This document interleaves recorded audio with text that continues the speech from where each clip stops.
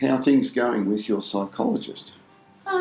Well, I think it's going well. I see her about once a fortnight. So just to help me get off to sleep, she's shown me some breathing, which is a bit tricky, but I have to keep practicing. So I've got to do that, and then I've got a bit of a relaxation thing I put on my CD player beside the bed, and then that just helps me drift off to sleep. So I mean, it doesn't always work, but because I see her every fortnight, she's keeping me going. So. Lovely. So well done.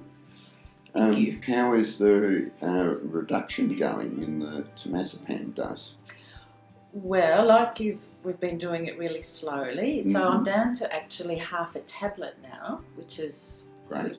But as I said before, my sleep's still up and down. A few bad nights, and so I just felt that I couldn't cope, and I just had to take another one. So. I hear you.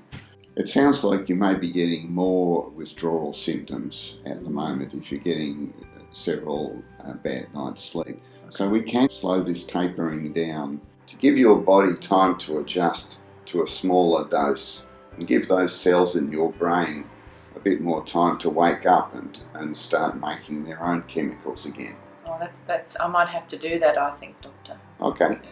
So reducing benzodiazepines is not a straight line. It is up and down, and what you're describing of your experience is very typical. So don't be disheartened. You are on track. You're heading in the right direction. You're building skills, and the dose is gradually reducing. You've done a great job so far.